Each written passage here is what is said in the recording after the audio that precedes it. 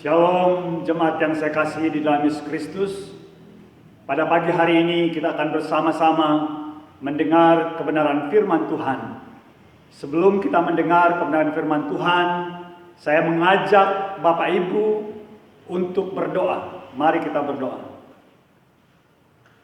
Allah, pemilik alam semesta, Allah Immanuel yang kami kenal di dalam nama Yesus Kristus. Tibalah waktunya kami akan mendengar firman Allah yang hidup. Hamba memohon Tuhan menyatakan pewahyuan-Mu kepada hamba-Mu, sehingga melaluinya Tuhan menyampaikan pesan-pesan-Mu kepada seluruh anak-anak Tuhan pada saat pagi hari ini. Hamba memohon urapan daripada Tuhan. Tuhan bekerja di tengah-tengah kami, sehingga pemberitaan firman-Mu sungguh-sungguh akan melawat kami, memberikan berkat-Mu, dan menyatakan kuasa-Mu di dalam kehidupan setiap pribadi kami. Hamba menyerahkan waktu ini sepenuhnya ke dalam tangan Tuhan, di dalam nama Yesus Kristus. Hamba-Mu berdoa dan mengucap syukur. Amin. Virus corona pasti segera akan berhenti. Virus corona pasti akan berakhir. Pada hari-hari ini, iblis yang dikatakan oleh firman Tuhan dalam 1 Petrus pasal 5 ayat yang ke-8, ia berkeliling seperti singa yang mengaum-ngaum. Pada saat ini, ketika situasi merebaknya penyebaran virus corona, ia berhasil memberikan intimidasi. Ia berhasil memanah dengan panah jahatnya, sehingga ada begitu banyak orang yang terperangkap, ada begitu banyak orang yang akhirnya berada di dalam belenggu, yaitu roh ketakutan, kekhawatiran, kepanikan, bahkan roh kematian sedang mengintimidasi dan menguasai mereka.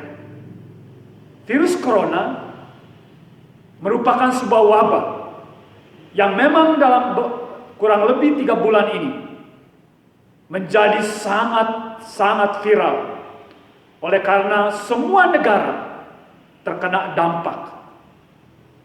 Dan kalau kita melihat catatan terakhir di Jumat 3 April 2020 pada pukul 15.47, 1.018.845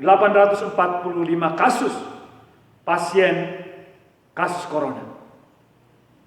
Tapi di belahan dunia terjadi berbagai peristiwa yang menyebabkan juga kematian yang perlu menjadi perhatian kita.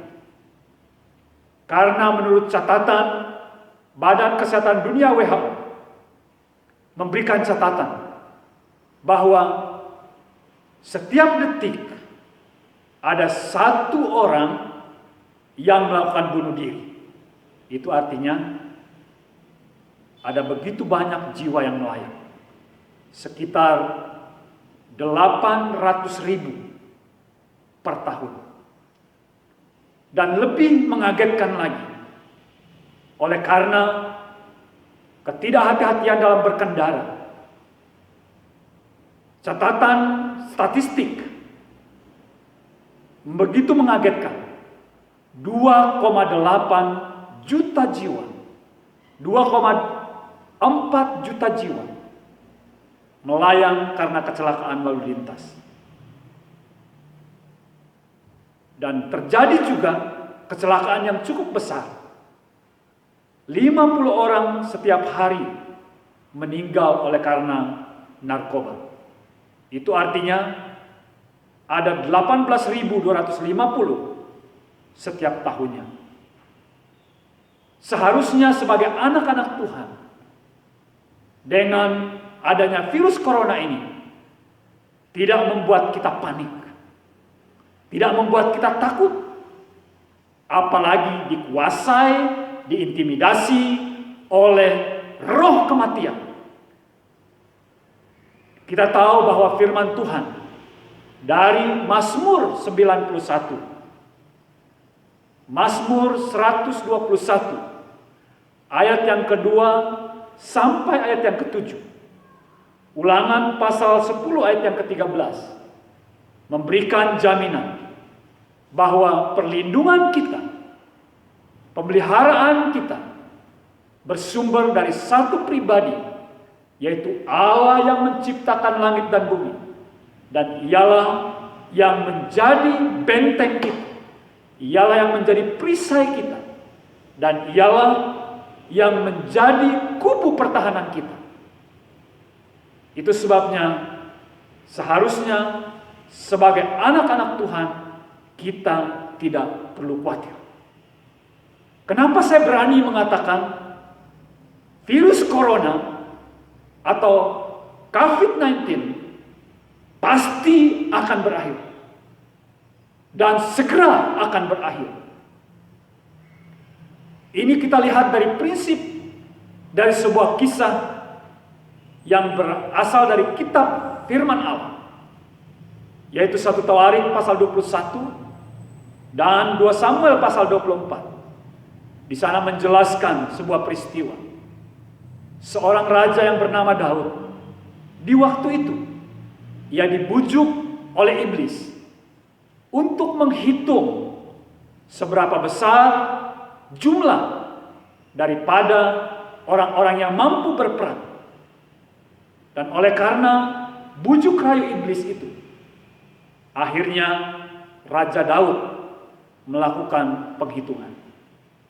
Dengan memerintah Yoab, akhirnya didapatilah sejumlah data dan disimpulkan 1.100.000 orang yang berasal dari suku Israel. Artinya ada 11 suku. Dan dari suku Yehuda ada 470.000. Seharusnya menghitung atau sensus kependudukan dalam sebuah pemerintahan atau kerajaan itu hal yang biasa. Tetapi firman Tuhan berkata, oleh karena tindakan Daud ini, maka Tuhan memandang itu suatu kejahatan. Dan ini adalah kejahatan di hadapan Tuhan. Sehingga akibat dari kelakuan yang dilakukan oleh Daud itu, akhirnya ia mendapat hukuman. Sebagai akibat dosa. Dosa apapun yang akan diperbuat oleh seseorang, pasti ada konsekuensinya. Dosa apapun yang dilakukan pasti berakibat sesuai dengan apa yang Tuhan katakan di dalam firman-Nya. Oleh karena itu, walaupun Raja Daud seorang raja yang besar, yang memerintah, tetapi karena yang melakukan dosa, ia pasti akan menerima hukuman. Lalu datanglah seorang nabi atau pelihat yang bernama Gad. Dia menyampaikan pesan firman Tuhan kepada Raja Daud. Daud, engkau akan menerima hukuman. Ada 3 tawaran hukuman yang disampaikan. Dan Daud harus memilih salah satu di antara hukuman itu. Hukuman yang pertama, akan ada kelaparan selama 3 tahun. Yang kedua, Daud akan dikuasai oleh musuhnya dan pedang akan menyusul dia selama 3 bulan. Yang ketiga, ada pedang dari Tuhan, yakni penyakit sampar di negeri ini. Dan malaikat Tuhanlah yang akan datang memusnahkan seluruh orang di daerah Israel. Waktu Daud mempertimbangkan hal ini, dia menyampaikan isi hatinya kepada Gad. Dia katakan firman Tuhan, sangat susah hatiku. Biarlah kiranya aku jatuh dalam tangan Tuhan, sebab sangat besar kasih sayangnya. Tetapi jangan aku jatuh ke dalam tangan manusia. Jadi Tuhan mendatangkan penyakit sampar kepada orang Israel, maka tewaslah dari orang Israel 70.000 orang. Sebagai akibat dosa yang dilakukan oleh Daud, maka tewaslah 70.000 orang karena penyakit sampar. Tetapi sungguh luar biasa kasih Tuhan, sehingga akhirnya Daud mengalami pertobatan. Dengan pertobatan inilah akhirnya Daud menyatakan penyesalannya. Daud datang dengan penyesalan di hadapan hadirat Tuhan. Ia mohon pengampunan.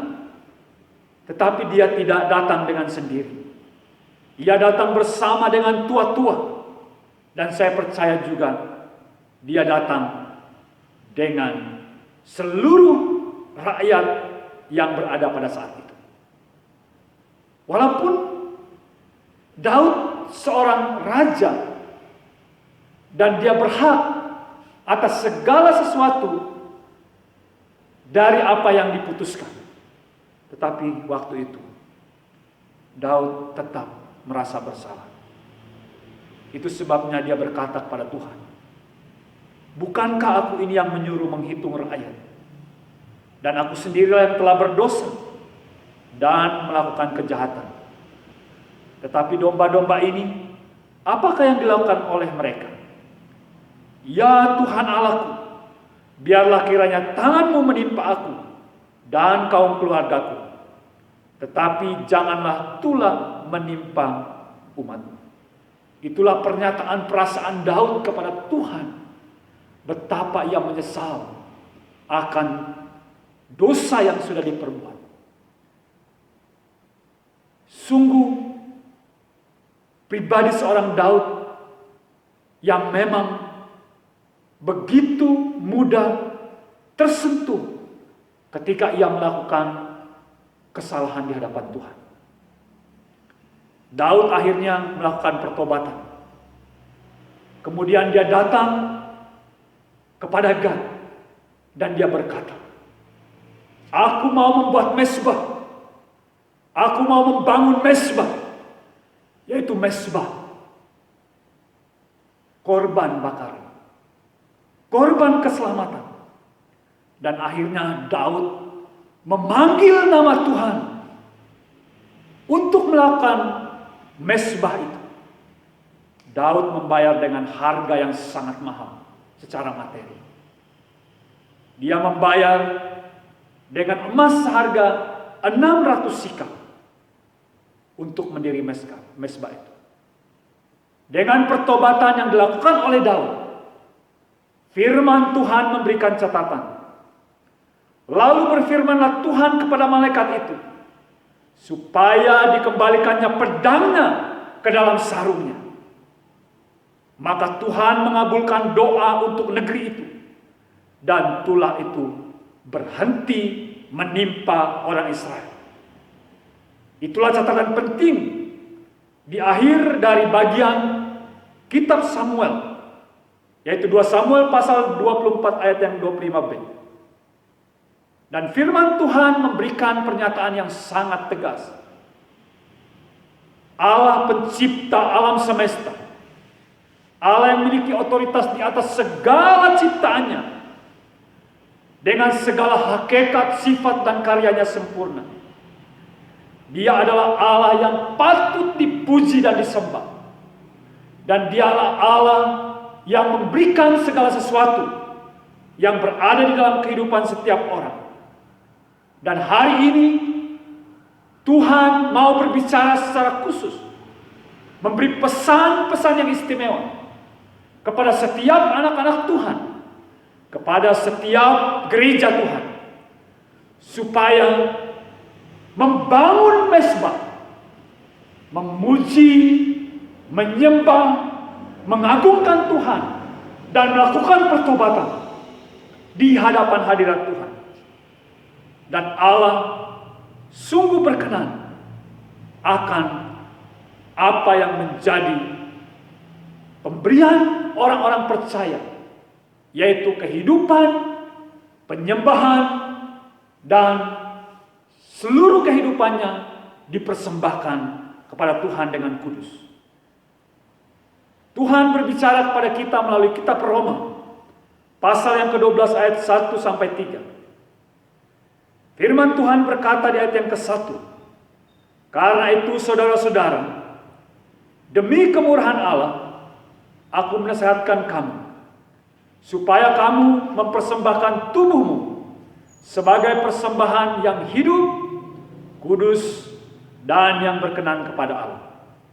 Itu adalah ibadahmu yang sejati." Ayat yang kedua, "Janganlah kamu menjadi serupa dengan dunia ini, tetapi berubahlah oleh pembaharuan budimu, sehingga kamu dapat membedakan mana kehendak Allah, apa yang baik, berkenan kepada Allah, dan yang sempurna. Berdasar kasih karunia yang dianugerahkan kepadaku, aku berkata kepada setiap orang di antara kamu, janganlah kamu memikirkan hal-hal yang lebih tinggi daripada yang patut kamu pikirkan, tetapi hendaklah kamu berpikir begitu rupa sehingga kamu menguasai diri menurut ukuran iman yang dikaruniakan Allah kepada kamu masing-masing." Di dalam pembacaan kita ini, Allah mau supaya kita sebagai orang-orang percaya, Allah mau supaya kita sebagai gerejanya akan mempersembahkan ibadah yang sejati, yaitu tubuh kita yang kudus dan berkenan kepada Allah. Dan Tuhan mau supaya pola pikir kita sungguh-sungguh diubah sesuai dengan apa yang menjadi pola pikir daripada firman Allah. Sehingga apapun yang berasal dari dunia ini, apapun filsafat-filsafat dunia ini yang selama ini sedang menjadi frame berpikir kita, cara berpikir, itu harus diperbaharui dengan pembaharuan firman. Dan dikatakan di sini supaya pola pikir kita diubah menjadi baru, sehingga dapat membedakan kehendak Allah, apa yang baik, berkenan kepada Allah, dan yang sempurna. Di ayat ketiga ini menjelaskan hal yang sangat penting untuk kehidupan kita sehari-hari. Dikatakan, janganlah kita berpikir lebih tinggi dari apa yang patut kita pikirkan. Ketika kita membaca bagian ini, seolah-olah bagian ini melarang kita untuk berpikir, untuk merencanakan, bahkan untuk mengimajinasikan sesuatu yang besar bagi Tuhan. Hal ini bukan hal yang dimaksudkan dalam bagian ini. Firman Tuhan bagian ini memberikan sebuah penjelasan yang sangat khusus. Artinya, jangan pernah engkau berpikir jauh melebihi kapasitas imanmu. Dan firman Tuhan memberikan sebuah penegasan kepada kita. Berdasarkan ukuran imanlah seseorang akan berpikir. Berdasarkan ukuran imanlah seseorang bertindak. Dari manakah berasalnya kapasitas, luas, dan kualitas iman itu akan terjadi? Dan firman Tuhan memberikan solusi kepada kita. Bangunlah manusia roh kita. Bangunlah manusia ilahi kita. Dengan dibangun di dalam Roh Kudus. Dan juga dibangun dalam kebenaran firman Tuhan. Dan inilah waktunya anak-anak Tuhan membangun mezbah bagi Tuhan, membangun hidupnya dalam roh dan firman, sehingga mempersembahkan tubuhnya yang kudus dan berkenan kepada Allah. Sebagai orang percaya, firman Tuhan berkata, hiduplah oleh Roh. Ketika kita membaca hiduplah oleh Roh, firman Tuhan memberikan sebuah pengertian yang sangat khusus dari istilah Perjanjian Baru, peripatio, artinya orang yang berada di atas, orang yang menginjak, orang yang menguasai. Dan istilah peripatio juga adalah sebuah langkah yang panjang. Itu artinya orang yang melangkah dengan langkah sebagai seorang tentara. Seorang yang berperang, dia maju dengan langkah yang tegak, artinya dengan keyakinan penuh. Ketika seseorang hidup dalam Roh, ia akan bisa melakukan sesuatu yang melampaui apa yang biasa ia lakukan. Ia akan melakukan sesuatu yang tidak bisa dilakukan oleh manusia secara manusiawi, karena ada Roh Tuhan yang sedang bekerja dahsyat di dalamnya. Itu yang terjadi kepada begitu banyak orang dari tokoh-tokoh Alkitab Perjanjian Lama, bahkan dalam Perjanjian Baru. Bapak Ibu yang dikasihi oleh Tuhan, ketika seseorang berada di dalam kehidupan roh dan firman, ia akan melakukan hal yang begitu dahsyat, begitu ajaib, begitu besar. Oleh karena Roh Tuhan itulah, firman itulah yang berkarya melalui kehidupannya. Hari ini aku berdoa di dalam nama Yesus Kristus, seluruh jemaat Tuhan, anak-anak Tuhan, melakukan hal-hal yang besar oleh karena hidup dalam roh dan firman Allah yang hidup. Amin. Ketika Allah menghentikan penyakit sampar itu, langsung berhenti. Dan itulah yang menjadi prinsip yang akan kita pegang dalam menghadapi situasi merebaknya virus corona ini. Dan kita percaya Allah kita yang maha kuasa, Allah kita yang maha tinggi, Allah kita yang berotoritas, ia sanggup menyelesaikan persoalan yang menurut dunia ini hanya mampu diselesaikan dengan pengobatan, dengan isolasi diri. Tapi ketika Tuhan mau menyatakan sesuatu, kita percaya Tuhan akan melakukannya pada waktu yang tepat. Allah yang membelah laut Tebrau, Allah yang membelah sungai Yordan, Allah yang membuat tulah 10 di Mesir untuk membebaskan mereka, membawa mereka keluar dari tanah Mesir.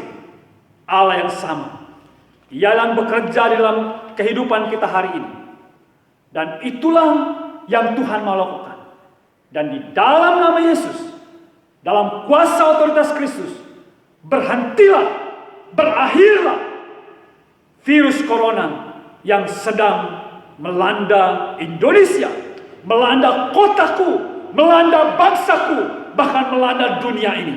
Di dalam nama Tuhan Yesus, engkau berakhir, engkau berhenti di dalam nama Yesus Tuhan. Amin. Di dalam kehidupan kita sebagai orang percaya, kita hanya berharap dan bersandar kepada Tuhan. Mari kita berdoa. Kami memuji Engkau ya Allah yang hidup. Oleh karena kemurahan dan kasih sayang,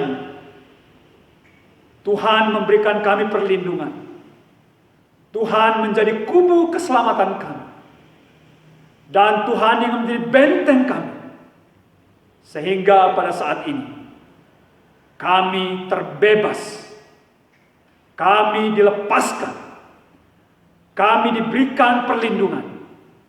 Bahkan bagi anak-anak-Mu, orang-orang yang terkena virus corona ini, Tuhan, Engkau adalah Allah penyembuh, akan memberikan kesembuhan bagi mereka. Dan kami tahu Tuhan sebagai anak-anak Tuhan, Kematian bukan sesuatu yang menakutkan kami. Jika terjadi kematian bagi anak-anak Tuhan, maka itulah kesukacitaan bagi hidupnya. Dan itu menjadi bagian yang akan membawa dia sebagai seorang yang beruntung seperti yang dikatakan oleh firman Tuhan. Oleh karena kami sudah berada di dalam kekekalan bersama dengan Tuhan. Kami berdoa untuk kondisi bangsa kami yang sedang mengalami begitu banyak dampak akibat corona pada hari ini.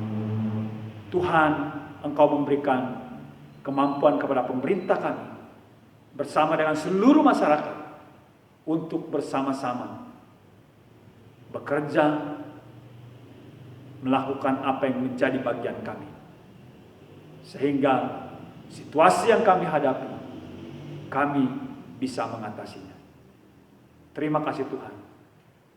Sebentar kami sebagai anak Tuhan di keluarga Gereja Kemah Injil Jemaat Yogyakarta, di tempat kami masing-masing akan memberi persembahan. Tuhan, berkati tangan-tangan yang memberi. Biarlah penggenapan janji firman Tuhan yang berkata, diberkati berlimpah-limpah, berlipat kali ganda, orang yang memberi dengan sukacita, dengan penuh syukur. Terima kasih Tuhan. Terima kasih. Jemaat yang dikasihi Tuhan, kita akan mengakhiri ibadah kita. Mari kita berdoa dengan doa berkat. Bapa di sorga, Allah pencipta langit bumi, di dalam kasih karunia Yesus Kristus, terus melimpahkan rahmat-Mu, keselamatan-Mu dalam kehidupan kami. Pertolongan, penyertaan, penghiburan dan kekuatan yang sempurna dan kekal di dalam Allah Roh Kudus menyertai kami sekali lagi sampai Maranatha, Yesus menjemput kami. Amin.